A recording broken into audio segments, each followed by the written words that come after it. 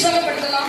இந்த இளம் வயதிலேயே ஆன்மீக சிந்தனைகளை இந்த உலகம் முழுவதும் அள்ளி தெரிந்து கொண்டிருக்கின்ற சிவானந்தமயி என்ற புது பெயருடன் இங்கு வர கை கட்டி உற்சாகப்படுத்துங்க.